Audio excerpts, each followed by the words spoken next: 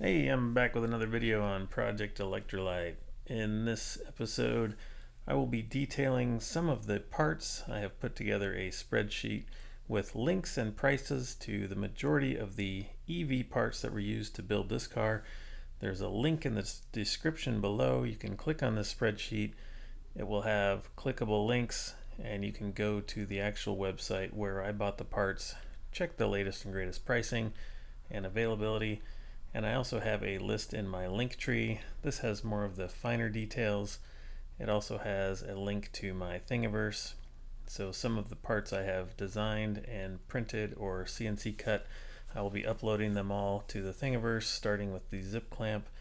If you have a printer or know somebody who does, you can print out your own zip clamps, just add a zip tie, and then you have some really solid cable management.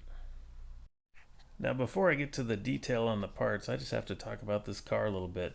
With our unusually dry weather, I've been putting a lot of miles on the car. There was one week I put 600 miles on. I even talked the family into taking this car up to Christmas at the in-laws. So this was our 90-mile round trip. I used a 80% charge for this trip and we ran the heater the whole way. Even got a nap in on the way home. All three kids strapped in the back and lots of room.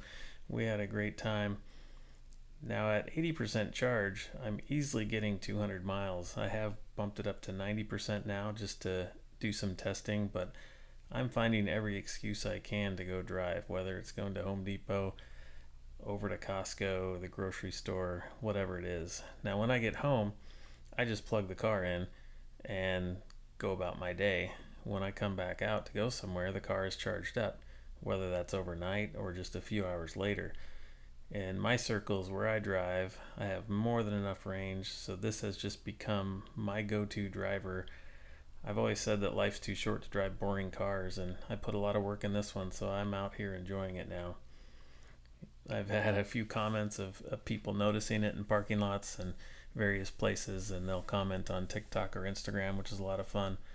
And I've been stretching the legs a little bit, so this was a little over 100 miles round trip to my folks' house. They're off on a dirt road, but it handled it great. And again, I don't have to worry about the range. I know I can get home. And so now that I'm getting a feel for it, I know how much energy it's using. Even if I'm not going too far, if I can find a place to plug in, like when I picked up a buddy of mine and we went over to another buddy's house who has a welder plug, well, I just plugged in. We were there for a few hours. It topped me off to the full charge, and then I'm ready to go again. So it's just a different way of using a car. Now I'm still going to shows, meeting some buddies at the car shows, hanging out. This was a really cold day. It was 10 degrees outside. Now the nice thing about the electric car, you just get in, turn on the electric seats, the electric heater core, it cycles on and off, and you're comfortable as can be. Hardly uses any power compared to the motor. Afterwards, I was cruising with my buddy Clint in his 69 Mach 1. He's topping off with some solar E85. And don't worry, even though I was parked at the pump, I didn't block anybody. But I did get to thinking, what is the efficiency of this car versus a turbo E85 car? So my 69 Dart, that's a turbocharged 340 on E85. It gets maybe 10 miles per gallon if I'm lucky. These two cars are very comparable in a lot of ways. They're both street cars with full interior, full weight cars, and they run about the same time in the quarter mile. So it's kind of a good apples to apples comparison. Now the Dart, I'm currently paying $3.28 for E85. I'm lucky to get 10 miles per gallon. The Satellite is getting 2.5 miles per kilowatt hour, which I'm paying 9.9 cents per kilowatt hour. This gives me an equivalent range of 83 miles per gallon. A 100 kilowatt hour battery pack holds the same amount of energy as 3 gallons of gas. Now just for comparison, if I was to drive 10,000 miles, I would save $2,800 driving the Electrolyte over the Dart. But we know it's just a toy, but maybe that savings will come in handy.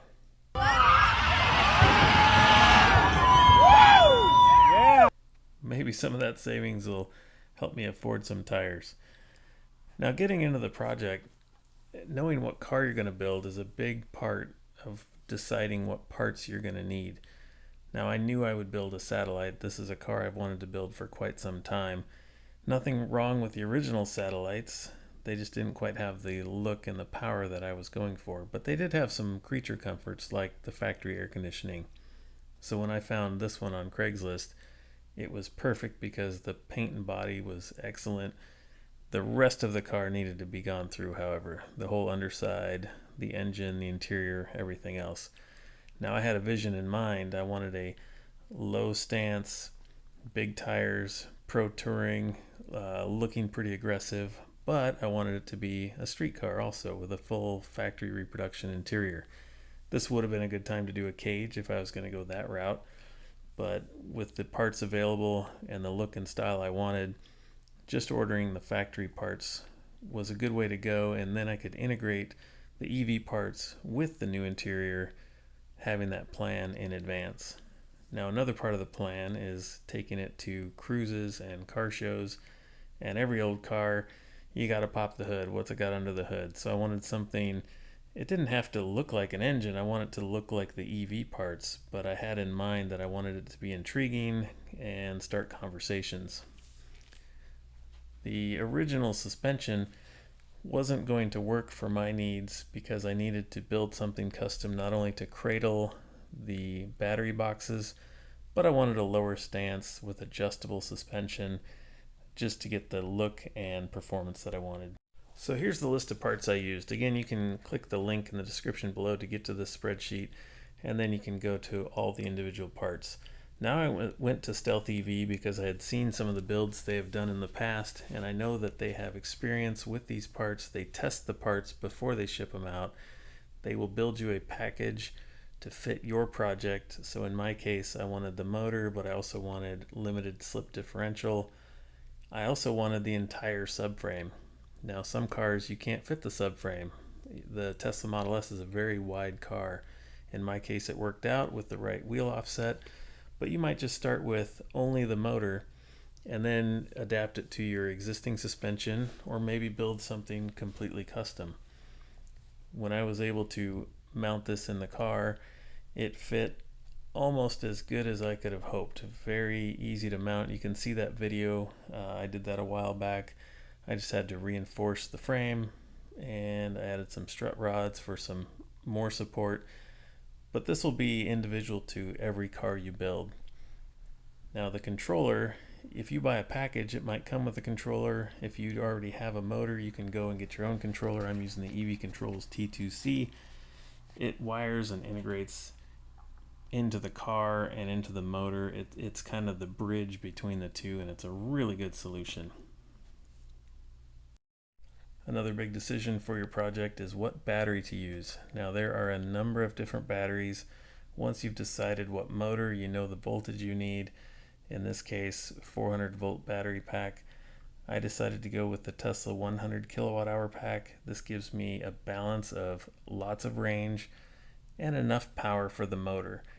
These do sag a little bit under high load, so you could get a higher performance battery, but the trade-off would be the range. Now when you get these battery modules, Stealth EV has a Tesla cell tap board.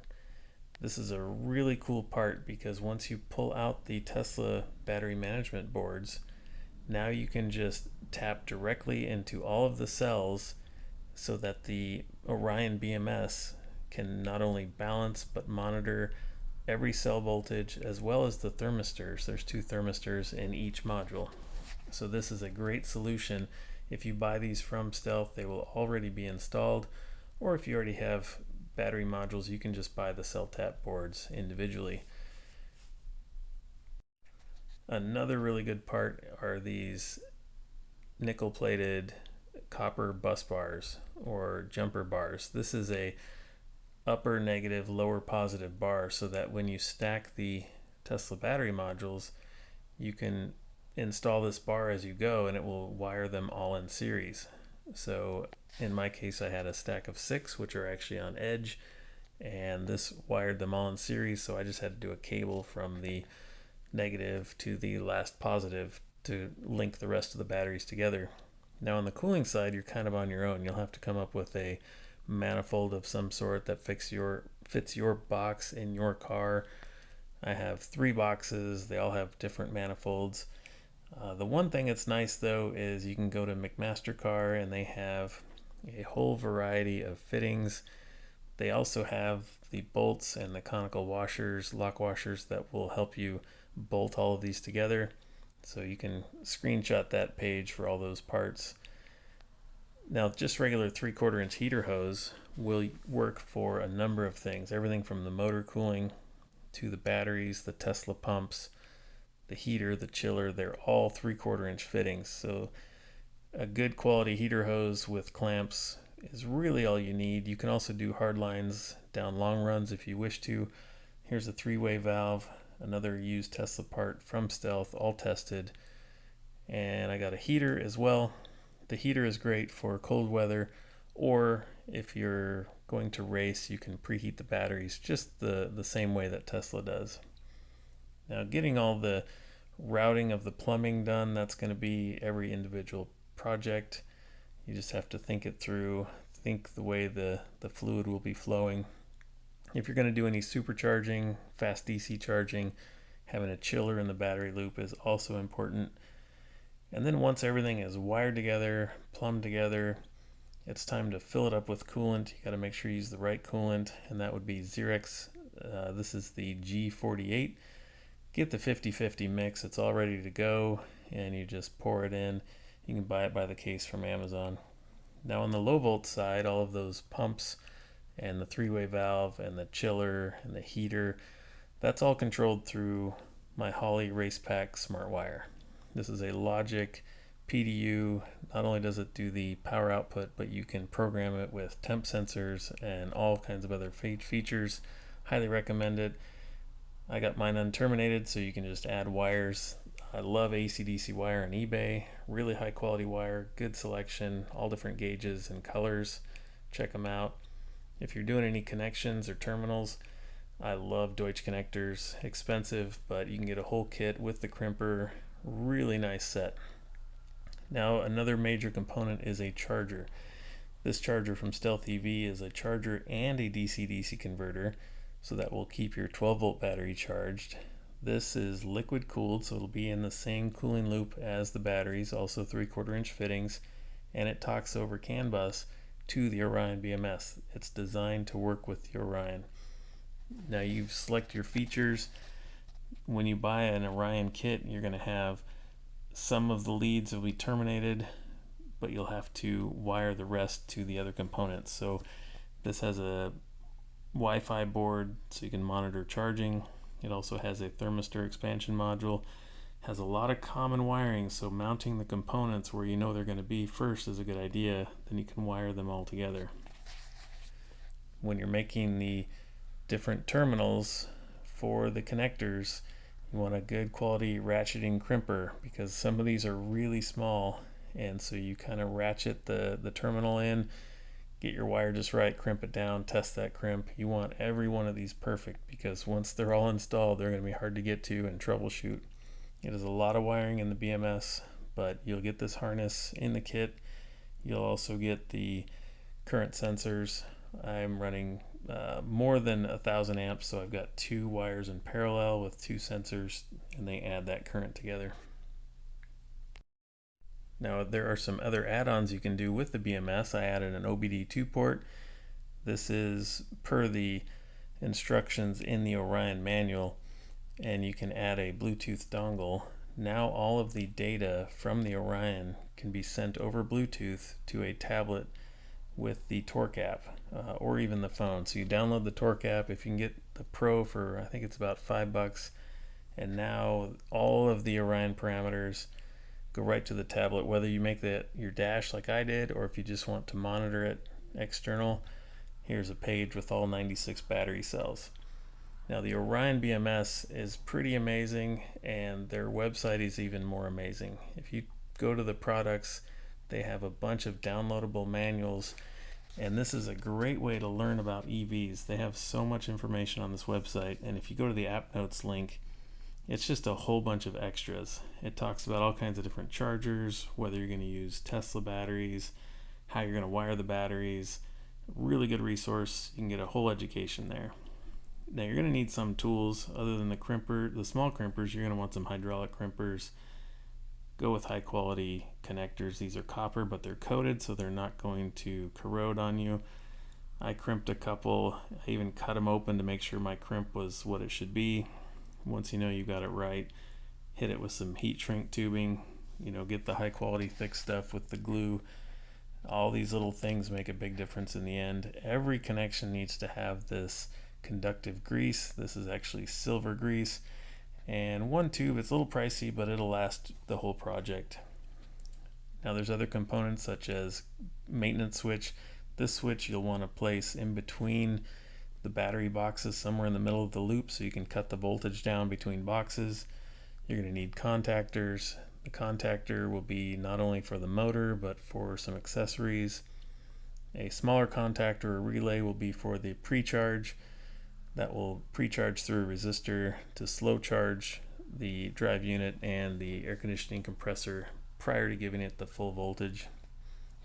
And then assembling, this will all be per project and per car. I got an orange box. This was actually from Harbor Freight, and it's a good way to organize all of the high voltage components to keep them safe. And then lots of just things like wire loom, shielding, sleeve. There's a whole number of different things you'll need. Here's what it looks like with good cable management and those 3D printed clamps. I also have a 3D printed fuse box, which I will put on Thingiverse. This is also Thingiverse, so when you print these clamps out and add the zip tie, you can kind of route your cables and hoses. You can also clip the zip tie and redo it if needed. Some of the creature comforts. This is a resistance heater.